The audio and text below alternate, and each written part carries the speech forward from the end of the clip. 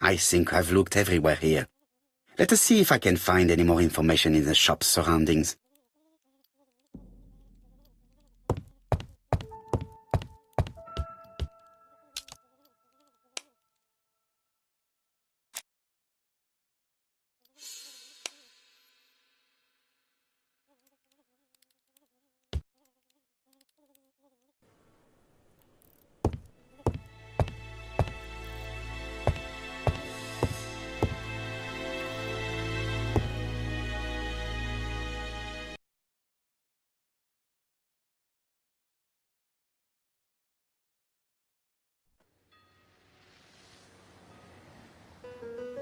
£4 a lettuce, a lovely large lettuce, £4 only.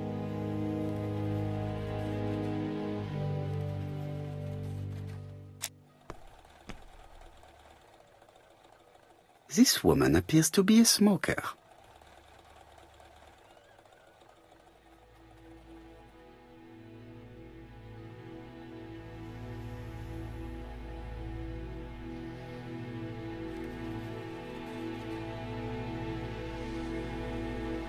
She's a big smoker. She must have been a customer at the tobacco shop.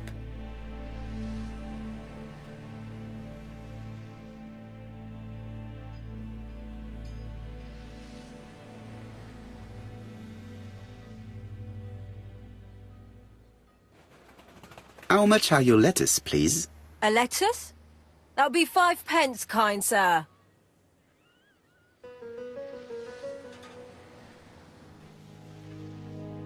And what if I take 2? Well, 2 are 10p, so what do you want?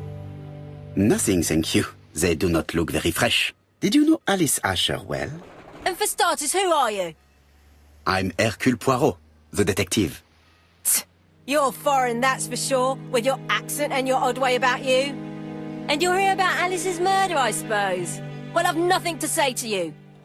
Did you speak to the victim yesterday? No, I never saw her.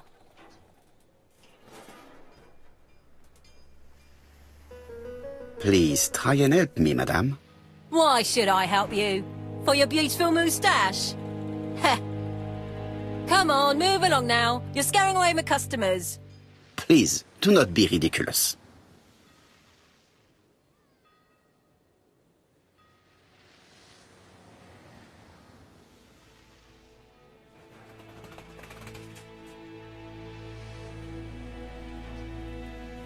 I know that you went to the tobacco shop yesterday.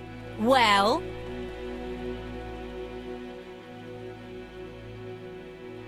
It is your duty to tell me if you saw something unusual.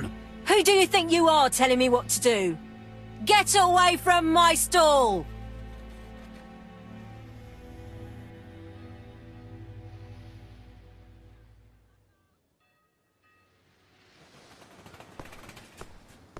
Oh, you again? I've nothing to say. A bottle of poor quality vinegar. The smell could awaken the dead.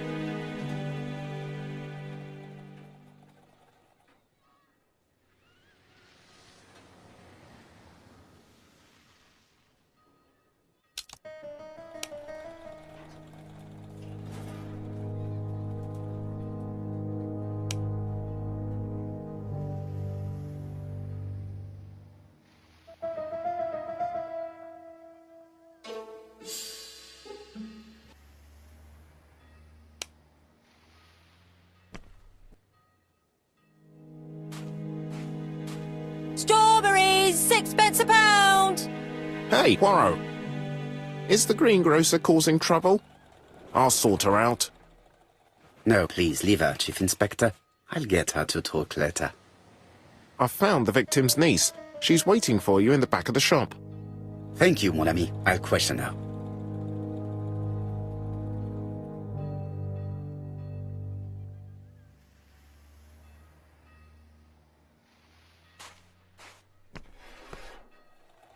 I've found the victim's niece. She's waiting for you in the back of the shop. Thank you, mon ami. I'll question her.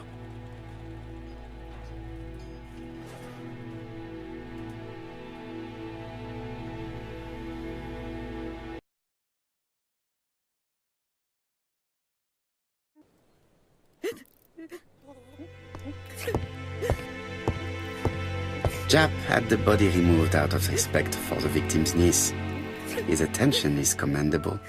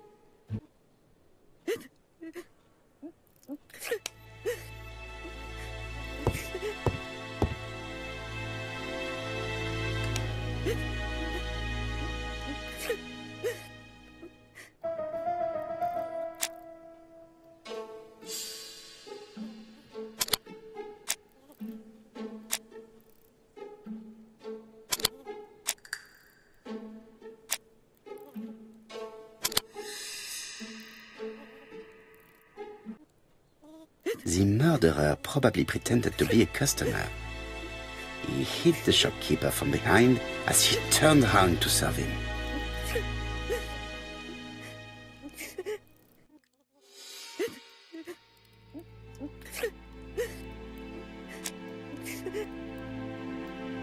Is her grief sincere?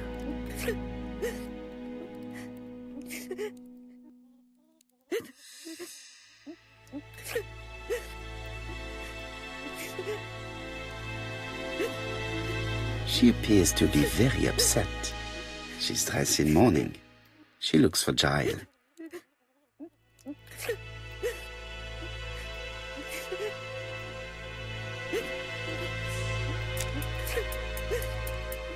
You're looking at me rather strangely. Please excuse me, Mademoiselle Drower.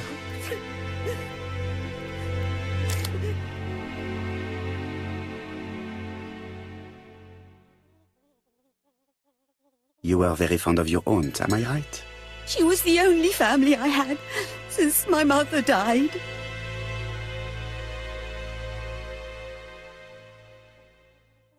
Your aunt did not have any children, is that correct? No, she was separated from her husband. What do you think about Franz Ascher, your aunt's husband? He never left her alone. Poor aunt. She used to drop by all the time and make a scene.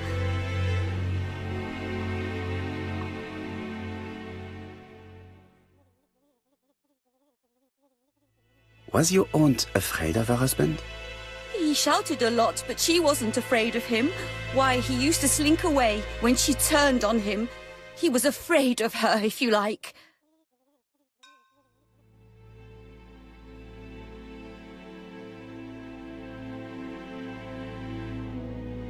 Did your aunt enjoy good health?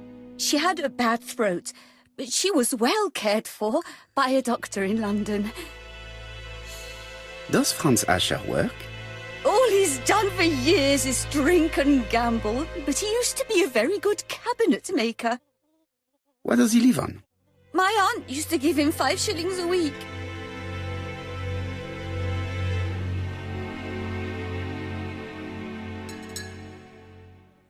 Did Franz Ascher extort this money from her? No, she didn't let him intimidate her. She gave the money quite willingly. He was her husband. She couldn't leave him with nothing. I understand. You have been of great assistance, mademoiselle.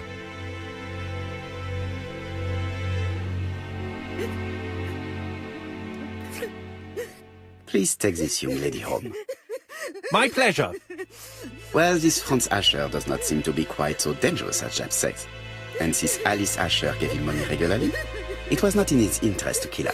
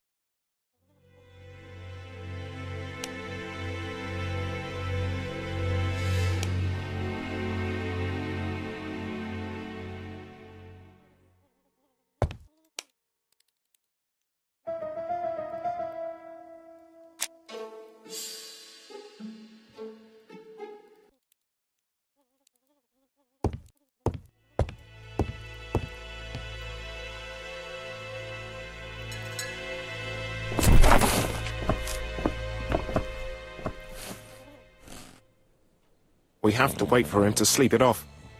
He's all yours, Poirot. There are a few things I need to check. There must be some way of sobering him up. I wonder what his wife used to do. He must have scared the customers away.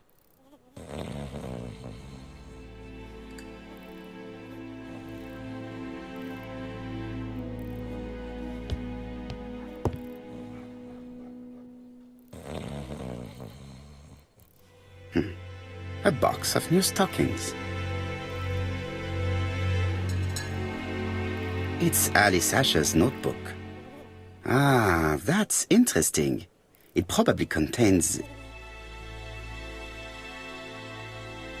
Bodley. The fruit seller has debts too. She will probably be more cooperative thanks to this piece of information. Mary Drower was telling the truth. Mrs. Asher regularly gave money to her alcoholic husband.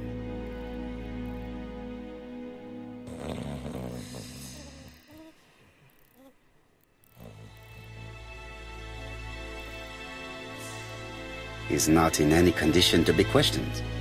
I have to find a way to sober him up.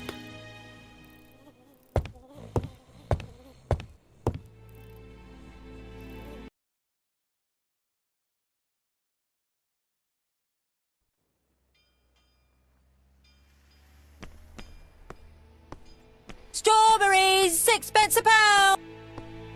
A bottle of poor quality vinegar. The smell could awaken the dead.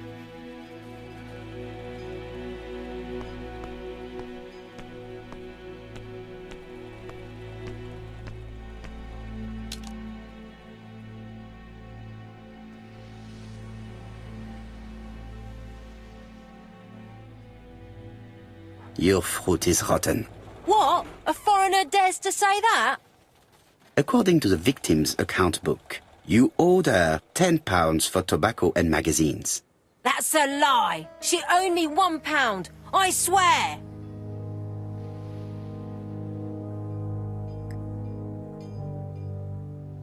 Enough lies! It's not lies. But you're not quite as clever as what you think. Now, please be so kind as to explain this. Look at my account book. Alice owed me £11 for fruit and vegetables. I may have had a slate at her shop, but she had one at mine. She owed me £1. And that reminds me I have to get it back from her niece. That is quite enough. Your account book has saved you, but I might ask Chief Inspector Japp to throw you in the cells for 1 or 2 nights while he checks your entries. Do you want to go to prison? Prison? Now that's not fair. I haven't done nothing. In that case, I am counting on your full collaboration. Yes, sir. Of course, sir. Listen, I didn't kill Alice, I swear. But it's true that I did go to the shop yesterday. At what time? 6 o'clock. She left me a note saying she wanted some strawberries if I got some. I received them late, about 6. So I took them over to her. But you did not see her. She wasn't in the shop, so I just put the strawberries on the counter and left.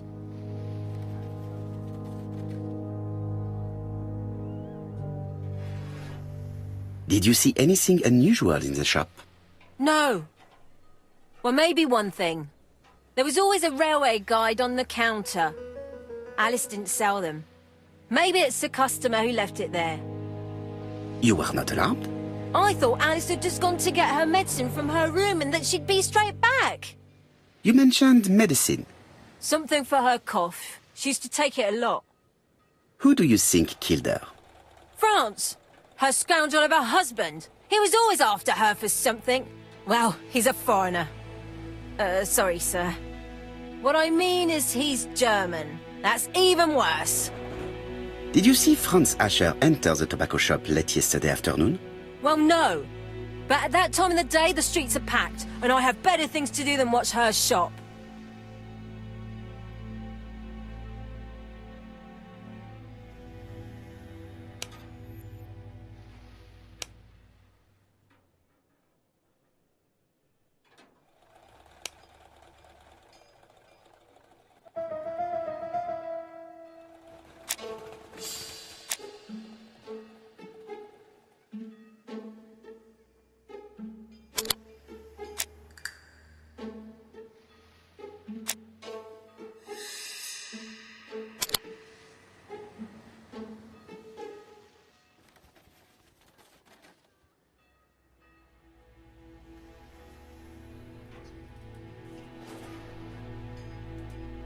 I'll just borrow your bottle a moment.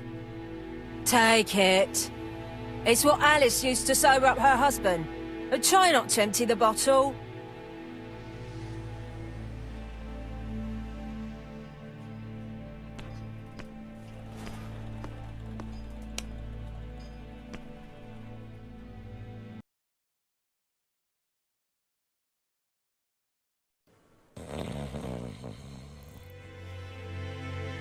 The priority is to question Asher. The priority is to question Asher.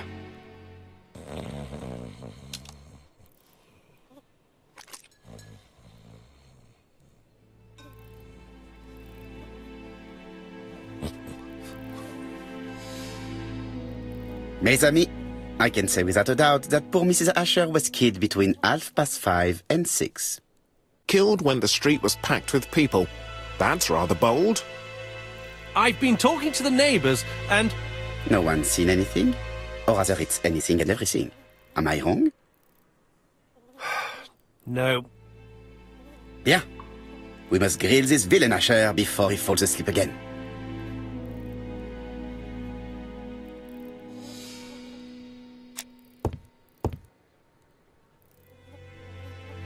This man is in rather a bad state.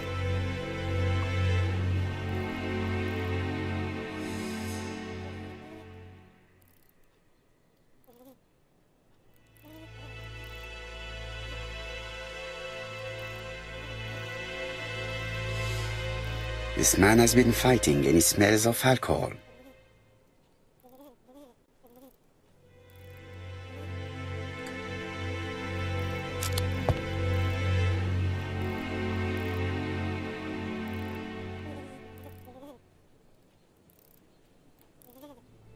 Care for a cigarette, monsieur? What's that? Scented cigarettes? No, thanks. Bien. I was trying to be friendly, but you are quite right. Let us get down to business. You threatened to kill your wife, and now she's dead. So what? You shouldn't take things so seriously, sir. Nothing but empty threats. We didn't get on all that badly. So, if things were going so well with your wife, why did you not live with her? She was the one that left. Nothing to do with me, sir.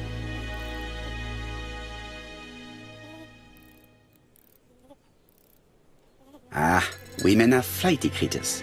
Did she run away with another man? Flighty? You talk funny. One thing for sure, if my wife was seeing another man, I'd have given her a good beating. Interesting. And what were you doing yesterday at the end of the afternoon? Can't recall.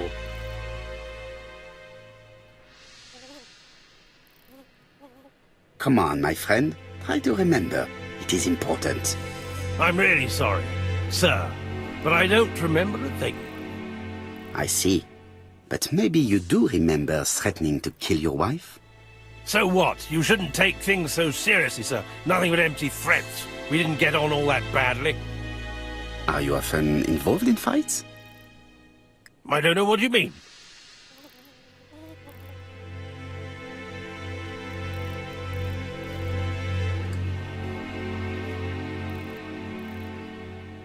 The truth is that someone gave you a good beating. A beating? No way. All right, he tore my coat and gave me a black eye. You see the state of him? Very interesting. Who is the other that you struck? Probably best if I tell you everything. Yesterday afternoon, I met Roderick Tanner. We'd bet on a dog fight together. An illegal bet, naturally. Yes, sir. Our dog won. Roderick got the money, but he refused to give me my share. And you fought about it. What time was this? In the evening, about 6, I think. We were on the other side of town. You see, I couldn't have killed my wife.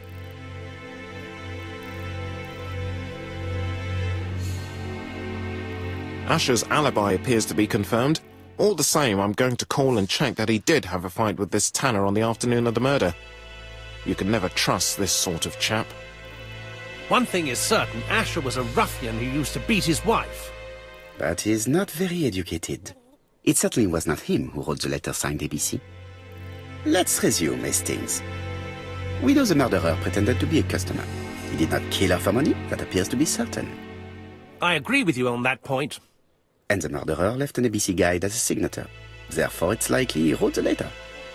Indeed, but that doesn't explain why and how he did it. You are quite right. Why he did it is a mystery. But as for how he did it, we do know enough to try and reconstruct the events.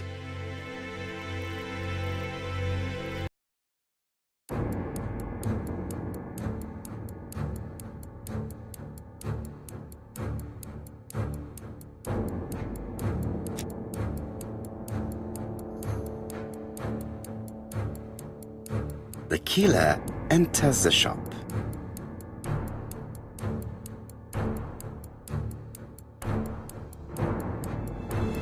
Mrs. Asher turns around to greet her customer.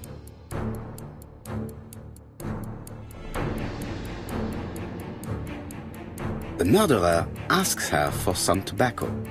She turns her back to him. He seizes the opportunity to strike her.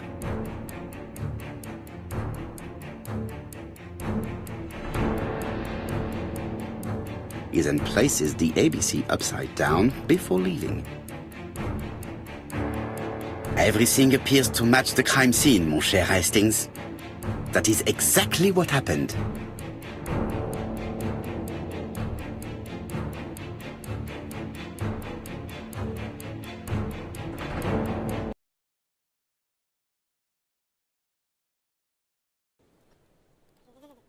Asher has a strong alibi and we don't have any other suspect. But what was the point of this crime? She had no debts. She gave Franz Asher money regularly. She wasn't owed money.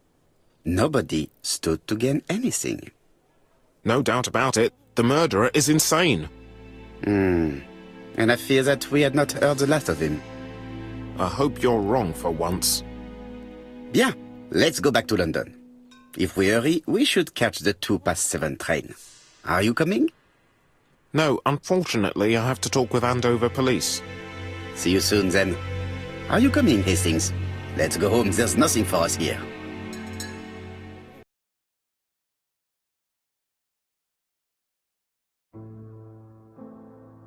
Well, do you have any idea about the killer's identity? The crime was committed by a man of medium height, with red hair and suspicious eyes. He has a slight limp on the right foot and a wart just below his shoulder blade. Poirot! Mon ami, what do you want? You fix upon me a look of dog-like devotion and demand of me a pronouncement à la Sherlock Holmes. Now for the truth. I do not know what the murderer looks like, nor where he lives, nor how to set hands upon him. What shall we do, then? Nothing. Nothing? Do not be so impatient, Hastings. The killer will manifest himself soon enough. I thought I heard the postman. Maybe there's some news. I would go and see.